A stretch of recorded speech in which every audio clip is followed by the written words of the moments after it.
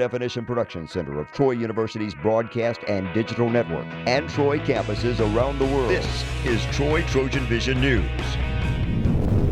Hello and welcome to Troy TrojanVision News for February 6, 2015. I'm Sarah Singletary. And I'm Jordan Nelson. Thank you for joining us this evening. Troy University's music program is known for producing quality college musicians, but this weekend it is focusing on a slightly younger group of students as it welcomes some of the top high school musicians from across the Southeast. Whitney Hartzell explains. The John M. Long School of Music held its 42nd Southeastern United States Band Clinic, or SUSE, from February 5th through the 7th. We have approximately 500 students on campus. We've out of 900 applications. So yeah, there's a lot of applications from all over the Southeast, Florida, Georgia, Alabama, Mississippi, South Carolina, Tennessee. Melissa Daughtry, a student from Sparks, Georgia, tells us how SUSE has benefited her. I think that SUSE is a great opportunity for me to learn more about the different parts of music, and I think that if I'm involved in more music, then it'll help me in other qualities of life too. Keith Bearden, who is one of the clinicians at SUSE, tells us how SUSE benefits students. Very beneficial weekend. The students come together from small schools and they play in a large band with other players, and it gives them a boost in their confidence, and they learn some new literature and make new social contacts. It's a great opportunity for Troy State University to have all these wonderful students on campus. So does Melissa plan on being one of those students on campus? I'm really excited. I want to come to Troy. I've already sent off my application and I'm just waiting on the acceptance letter now. Whitney Hartzell, Troy TrojanVision News. The honor bands will show off what they learned tomorrow in a concert at 5 p.m. in Claudia Crosby Theater. This week, the Department of Political Science welcomed an ambassador in residence, David Greenlee, and the highlight of his visit was a lecture about the United States and Latin American relations given Thursday afternoon. On Thursday, former United States Ambassador to Bolivia and Paraguay, David Greenlee, gave his highlight presentation to Troy University students and faculty. The presentation was titled, "The United States and Latin America, a broad look at the neighborhood." Greenlee tells us why he chose to speak on this topic. I think that if you look at the newspapers every day, what's usually above the fold in the first page is something that involves someplace else. I think it's important to pay attention to our own region, and it's important for our government to spend resources in our region and where they're needed to strengthen states that might be really in trouble. So I just wanted to raise consciousness more than anything else. In addition to Thursday's presentation, Greenlee has spent the week on campus and in classrooms speaking to students. One student shares with us how she benefited from hearing Greenlee's presentation. I think it's really beneficial for a political science major because a lot of people think, what are you going to do after college with a political science degree?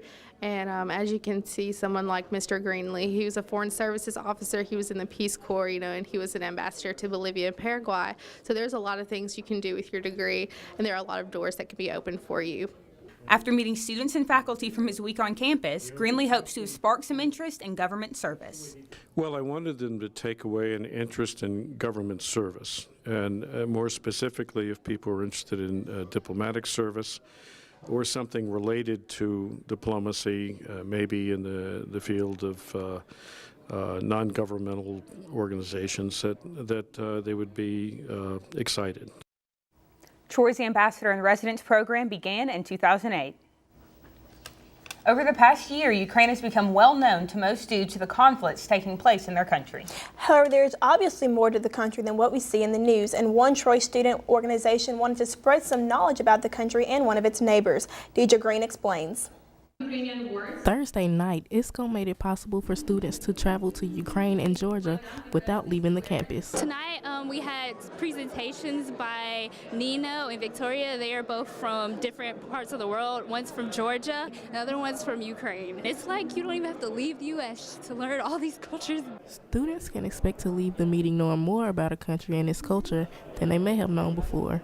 We try to make sure that our meetings have the wow factor. For instance, today we did something different by having a video played of students from different American students, ask them teasers about the countries we are presenting, and honestly, many of them did not know these countries that we're talking about. So having such teasers is one of the things that we try to do. One student explains what he learned after attending an ISCO meeting for the very first time. It was very informative. I learned a lot about the culture.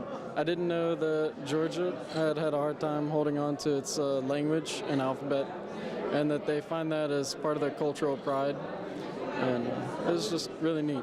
And for those students thinking you have to be a member to attend the meetings. No, absolutely no. We encourage everybody, especially the domestic students, being that we're international, we're trying to present our culture to them, and we want to bridge the gap between internationals and domestic students.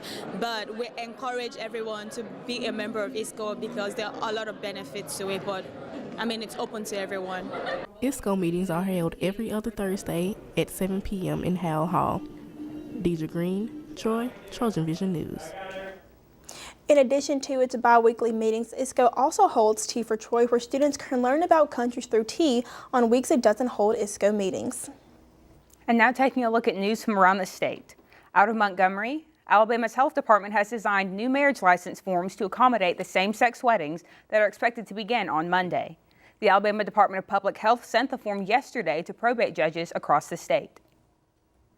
A North Alabama physician who pleaded guilty to helping his teenage son flee prosecution after the youth killed a classmate will ask a judge to change the terms of his probation. Dr. Iqbal Memon has a hearing today in Madison County. He says in court documents that his medical practice in Alabama is failing, and he has been offered a job at a hospital in Dubai. Authorities are investigating the death of a Decatur City jail inmate. 46-year-old Jim Jackson Wilkerson was arrested while visiting a relative at Decatur Morgan Hospital on charges of public intoxication and possession of controlled substances. Still to come on Troy TrojanVision News, the men's basketball team has gotten a win under their belts and look to make it a win streak. Find out how they did against Arkansas State when Amy Austin joins us in sports. And the open enrollment deadline for the Affordable Care Act is drawing near. More on that after the break. The government says signing up for insurance under the Affordable Care Act is easier this time around. I'm Craig Boswell in Washington with more on the website progress and signups as the enrollment deadline approaches. The warrior spirit, it's in there. Always has been. Now let it out and take the world by fire. Train well and learn what it means to be a Troy Trojan. Walk with confidence, conquer, claim territory, and climb ladders. Know that you have the power to stand alone, but the comfort of knowing that you'll never have to. Discover your inner warrior. Find it at troy.edu/spirit.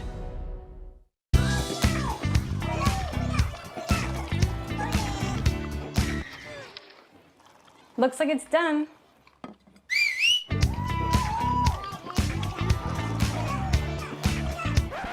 Don't let salmonella get funky with your chicken. On average, 1 in 6 Americans will get a foodborne illness this year. You can't see these microbes, but they might be there. So learn the right temperature to cook each type of meat. Keep your family safe at foodsafety.gov. Now, the latest in Trojan sports on Troy TrojanVision News. The men's basketball team has struggled staying on a win streak this season. The team headed to Arkansas State to see if they could win again and make it a 2-game winning streak. The Trojans defeated the Red Wolves 69-64. Troy came out strong in the first half and outscored Arkansas State by almost double. The Trojans led at halftime 42-24. The Red Wolves scored 40 points in comparison to Troy's 27 in the second half, but the first half lead sealed the deal for the Trojans. The leading scorers for Troy were Musa Abdul-Alim and Kevin Thomas. Abdul-Alim had 17 points while Thomas had 16. These two were closely followed by John Walton III, who had 12 points, and Wesley Person, who scored 11. The Trojans hit the road to take on Appalachian State on Saturday at 2:30 in Boone, North Carolina. The women's basketball team woes continued as the Trojans headed to take on Arkansas State. The first half was the downfall for the Trojans as Troy took a 91-72 loss to the Red Wolves. Headed into halftime, the Red Wolves led the Trojans 49-27, which proved to be too much of a deficit for Troy to recover from. In the second half, though, Troy was able to outscore Arkansas State 45-42. Troy shot only 35% from the field while Arkansas State shot 50%. Ashley Beverly Kelly was the leading scorer for the Trojans. Beverly Kelly scored 26 points throughout the game. She was followed by Renita Garrett, who had 18, and Lacey Buchanan with 11. The Trojans head to Boone, North Carolina to take on Appalachian State on Saturday. The softball team opened up the 2015 season and the start of the Beth Mullins era of Troy softball against Auburn University on the Tigers' home turf. The Trojans took an early lead against Auburn but fell to the Tigers 15-5 in 5 innings. In the top half of the first inning, Troy scored 4 runs, but Auburn answered the Trojans' 4 runs with 10 points of their own. Auburn continued to score points in both the bottom of the second and the third. Troy was able to shut down the Tigers, though, in the bottom of the fourth. And head coach Beth Mullins is ready for her team to put that loss behind them and focus on the Trojan Classic that the team is hosting over the weekend. I'm beyond excited to get out here in front of the Troy fans. We were away yesterday, and you know, there's nothing like being home. We've got a beautiful facility, and I've got the best fans in the Southeast, in my opinion, so we're excited to play in front of them. The first game of the Trojan Classic for the Trojans will be tonight as they take on Florida A&M at 7:30. The men's tennis team is on a 3-game winning streak and is now 2-0 in conference play. The team is hosting their first match of the season at the Lunsford Tennis Complex. The team is hosting Southern Mississippi. Troy played Southern Miss last year in Hattiesburg, Mississippi, and the Trojans lost to Southern Miss 4-2.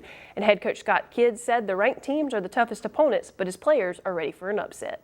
This weekend we have Southern Miss, who I've been told to have Troy's never beaten, and then we have Ole Miss, which is a top 20 ranked team again. So our 3 losses come to ranked teams. So and we've played them close. So again, I think as the season progresses, we're getting stronger, more confident, and I think you'll see some wins and upsets come. The men's team will take on Southern Miss Saturday morning at 10, and the women's team will be competing against UNC Wilmington in Jacksonville, Florida. The track and field team is hitting the road after an off week. The team heads to Murfreesboro, Tennessee to compete at the Middle Tennessee Invitational. The Trojans are coming off the last tournament at the Green Gold Invite, where the team finished in 8th. And head coach Mark Davis said his goal is for his team to prepare for the upcoming Sun Belt Conference tournament. Basically, I just wanted to be able to get them a chance to compete and score points, go out there and try to beat other teams. It's kind of a simulation going into Sun Belt championships. You know, so I think it'll be a good opportunity for them to get out there and be able to compete against, you know, some teams that they haven't seen, or, you know, just get a chance to get into that championship environment. So I think it'll be great. The Invitational is an all-day event on Saturday.